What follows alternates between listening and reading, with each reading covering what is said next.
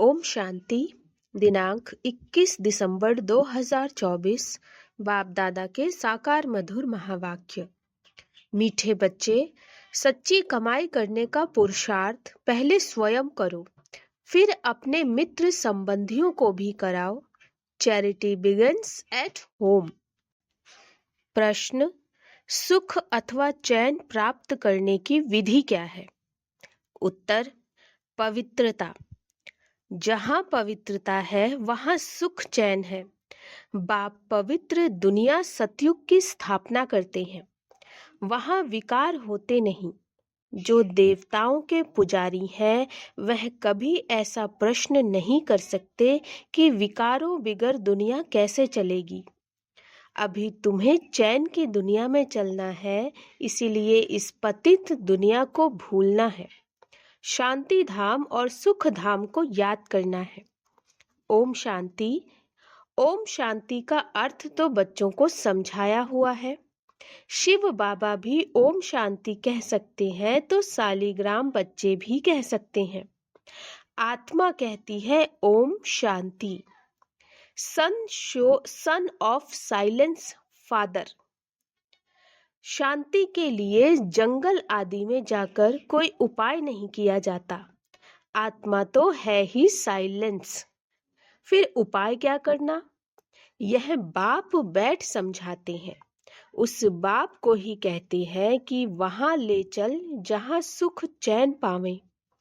चैन अथवा सुख सभी मनुष्य चाहते हैं, परंतु सुख और शांति के पहले तो चाहिए पवित्रता।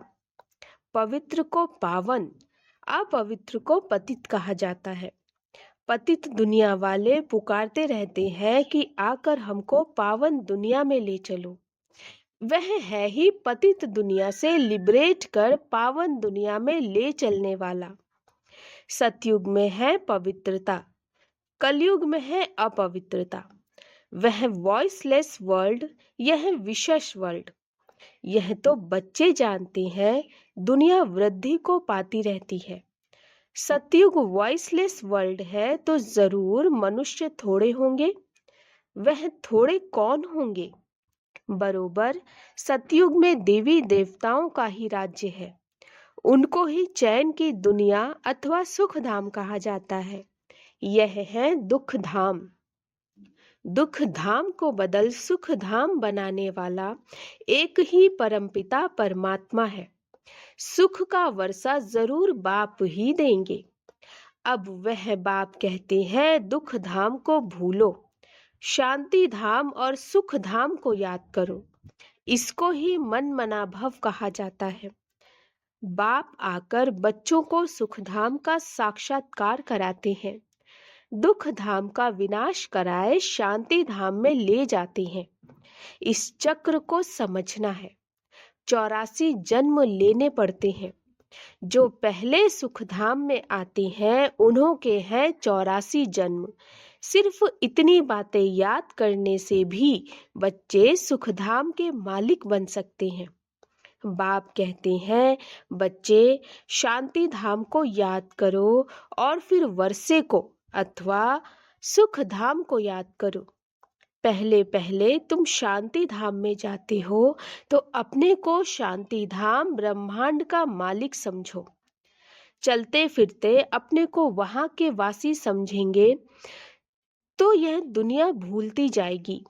सतयुग है सुख धाम, परंतु सभी तो सतयुग में आ नहीं सकते। यह बातें समझेंगे ही वह जो देवताओं के पुजारी हैं। यह है सच्ची कमाई जो सच्चा बाप सिखलाते हैं। बाकी सभी है झूठी कमाइयां। अविनाशी ज्ञान रत्नों की कमाई ही सच्ची कमाई कही जाती है। बाकी विनाशी धन दौलत वह है झूठी कमाई। द्वापर से लेकर वह झूठी कमाई करते आए हैं। इस अविनाशी सच्ची कमाई की प्रारब्ध सतयुग से शुरू हो त्रेता में पूरी होती है, अर्थात आधा कल्प भोगते हो। फिर बाद में झूठी कमाई शुरू होती है, जिससे अल्पकाल क्षण भंगुर सुख मिलता, यह अविनाशी ज्ञान रत्न ज्ञान सागर ही देते हैं। सच्ची कमाई सच्चा बाप कराते हैं। भारत सचखंड था, भारत ही अब झूठखंड बना, और खंडों को सचखंड झूठखंड नहीं कहा जाता। सचखंड बनाने वाला बादशाह ट्रुथ वह है। सच्चा है एक गॉड फादर, बाकी है झूठे फादर।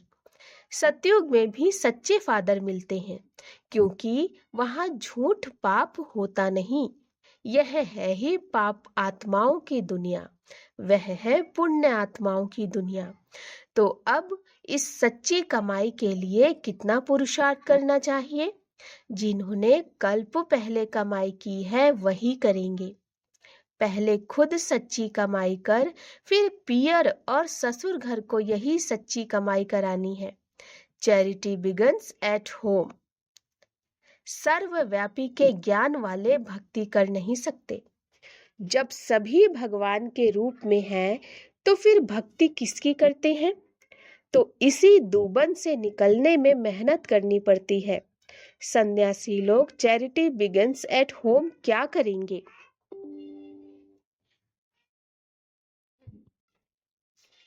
पहले तो वह घर बार का समाचार सुनाते ही नहीं। बोलो, क्यों नहीं सुनाते हो? मालूम तो पड़ना चाहिए ना। बतलाने में क्या है? फलाने के घर के थे, फिर सन्यास धारण किया। तुमसे पूछें तो तुम झट बतला सकते हो। सन्यासियों के फॉलोअर्स तो बहुत हैं। वह फिर अगर बैठ कहें कि भगवान एक है, तो सभी उनसे पूछेंगे तुमको किसने यह ज्ञान सुनाया? कहें बीके ने, तो सारा उनका धंधा ही खलास हो जाए। ऐसे कौन अपनी इज्जत गवाएगा? फिर कोई खाना भी ना दे। इसीलिए सन्यासियों के लिए तो बहुत मुश्किल है। पहले तो अपने मित्र संबंधियों आदि को ज्ञान दे, सच्ची कमाई करानी पड़े, जिससे वे 21 जन्म सुख पावें। बात है बहुत सहज, परंतु ड्रामा में इतने शास्त्र मंदिर आदि बनने की भी नूंद है। पतित दुनिया में रहने वाले कहते हैं अब पावन दुनिया में ले चलो। सतयुग को 5000 वर्ष हुए, उन्होंने तो कलयुग की आयु ही लाखों वर्ष कर दी। तो फिर मनुष्य कैसे समझे कि सुखधाम कहाँ है, कब होगा? वह तो कहते हैं महाप्रलय होती है, तब फिर सतयुग होता है। पहले पहले श्री कृष्ण अंगूठा चूसता सागर में पीपल के पत्ते पर आता है। अब कहाँ की बात कहाँ ले गए हैं। अब बाप कहते हैं ब्रह्मा द्वारा मैं सभी वेदों शास्त्रों का सार सुनाता हूँ। इसीलिए विष्णु की नाभि कमल से ब्रह्मा दिखाते हैं और फिर हाथ में शास्त्र दे दिए। अब ब्रह्मा तो जरूर यहाँ होगा। सूक्ष्म वतन में तो शास्त्र नहीं होंगे ना। ब्रह्मा यहाँ होना चाहिए। विष्णु लक्ष्मी नारायण के रूप भी तो यहाँ होते हैं। ब्रह्मा ही सो विष्णु बनता, फिर विष्णु सो ब्रह्मा बनता। अब ब्रह्मा से विष्णु निकलता व विष्णु से ब्रह्मा निकलता। यह सब समझने की बातें हैं, परंतु इन बातों को समझेंगे वह जो अच्छी रीति पढ़ेंगे। बाप कहते हैं जब तक तुम्हारा शरीर छूटे तब तक समझते ही रहेंगे। तुम बिल्कुल ही 100% बेसमझ कंगाल बन पड़े हो। तुम ही समझदार देवी देवता थे, अब फिर से तुम देवी देवता बन रहे हो। मनुष्य तो बना न सके। तुम सो देवता थे, फिर 84 जन्म लेते लेते एकदम कलाहीन हो गए हो। तुम सुख धाम में बहुत चैन में थे, अब बेचैन हो। तुम 84 जन्मों का हिसाब बता सकते हो। इस्लामी, बौद्धी, सिख, ईसाई, मठ, पंथ सब कितना जन्म लेते हैं, यह हिसाब निकालना तो सहज है। स्वर्ग के मालिक तो भारतवासी ही बनेंगे। सैपलिंग लगती है ना, यह है समझानी। खुद समझ जाएं तो फिर पहले पहले अपने माता पिता बहन भाइयों को ज्ञान देना पड़े। गृहस्थ व्यवहार में रहते कमल फूल समान रहना है, फिर चैरिटी बिगन्स एट होम। पियर घर ससुर घर को नॉलेज सुनानी पड़े। धंधे में भी पहले अपने भाइयों को ही भागीदार बनाते हैं, यहाँ भी ऐसे हैं। गायन भी है, कन्या वह जो पियर और ससुर घर का उद्धार करे। अपवित्र उद्धार कर नहीं सकते, तब कौन सी कन्या? यह ब्रह्मा की कन्या, ब्रह्मा कुमारी है ना। यहाँ अधर कन्या कुमारी कन्या का मंदिर भी बना हुआ है ना।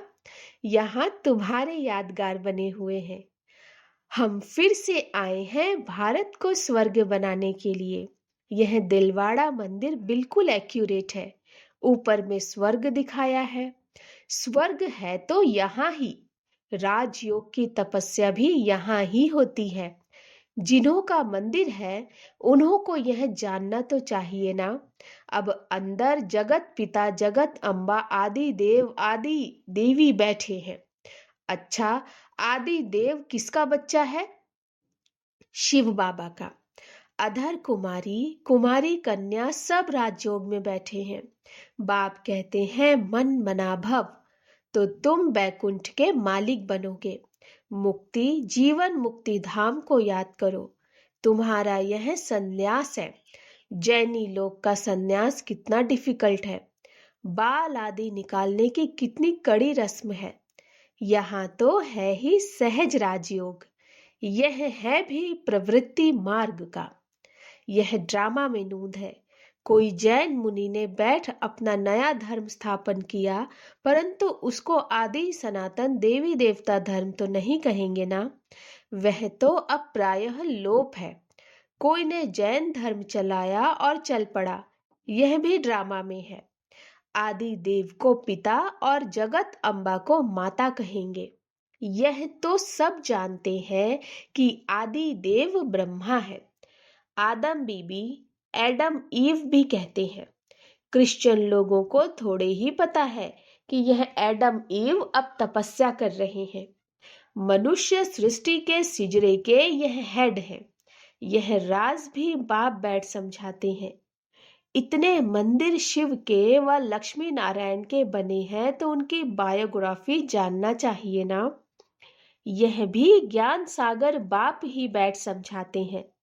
परमपिता परमात्मा को ही नॉलेजफुल ज्ञान का सागर आनंद का सागर कहा जाता है। यह परमात्मा की महिमा कोई साधु संत आदि नहीं जानते। वह तो कह देते परमात्मा सर्वव्यापी है, फिर महिमा किसकी करें? परमात्मा को न जानने के कारण ही फिर अपने को शिवोहम कह देते हैं। नहीं तो परमात्मा की महिमा कितनी बड़ी है। वह तो मनुष्य सृष्टि का बीज रूप है। मुसलमान लोग भी कहते हैं हमको खुदा ने पैदा किया, तो हम रचना ठहरे। रचना रचना को वर्षा नहीं दे सकती।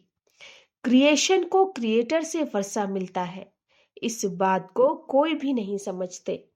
वह बीज रूप सत्य है, चैतन्य है। सृष्टि के आदि मध्य अंत का उनको ज्ञान है। सिवाय बीज के आदि मध्य अंत का ज्ञान कोई मनुष्य मात्र में हो नहीं सकता।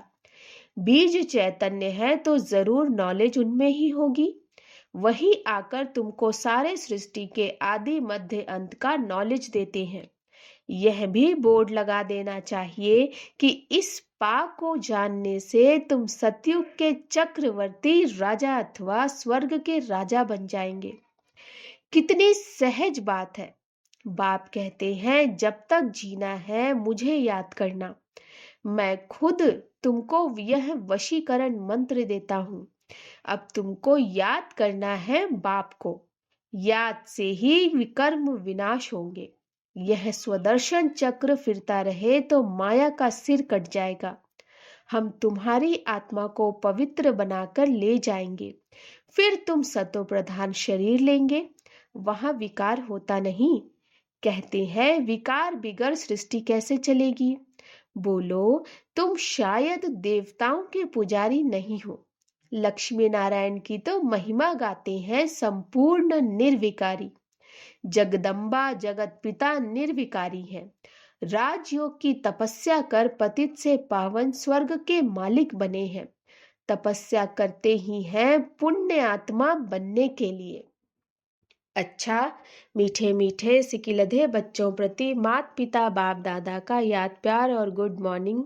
रूहानी बाप की रूहानी बच्चों को नमस्ते। हम रूहानी बच्चों की रूहानी माता पिता बाप दादा को नमस्ते नमस्ते नमस्ते। गुड मॉर्निंग बाबा। धारणा के लिए मुख्य सार। इस पुरानी दुनिया को बुद्धि से भुलाने के लिए चलते फिरते अपने को शांति धाम का वासी समझना है। शांति धाम और सुख धाम को याद कर सच्ची कमाई करनी है और दूसरों को भी करानी है। दूसरा, राजयोग की तपस्या कर स्वयं को पुण्य आत्मा बनाना है। माया का सिर काटने के लिए स्वदर्शन चक्र सदा फिरता रहे। वरदान, संपन्नता द्वारा सदा संतुष्टता का अनुभव करने वाले संपत्तिवान भव। संपन्नता द्वारा सदा संतुष्टता का अनुभव करने वाले संपत्तिवान भव। स्वराज्य की संपत्ति है ज्ञान, गुण और शक्तियां। जो इन सर्व संपत्तियों से संपन्न स्वराज्य अधिकारी है वह सदा संतुष्ट है। ज्ञान, गुण और शक्तियां, उनके पास अप्राप्ति का नाम निशान नहीं। हद के इच्छाओं की अविद्या, इसको कहा जाता है संपत्तिवान। वह सदा दाता होंगे, मंगता नहीं। वे अखंड सुख शांतिमय स्वराज्य के अधिकारी होते हैं। किसी भी प्रकार की परिस्थिति उनके अखंड शांति को खंडित नहीं कर सकती। स्लोगन, ज्ञान नेत्र से तीनों कालों और तीनों लोकों को जानने वाले मास्टर नॉलेजफुल भव। ज्ञान नेत्र से तीनों कालों और तीनों लोकों को जानने वाले मास्टर नॉलेजफुल हैं। अच्छा, ओम शांति।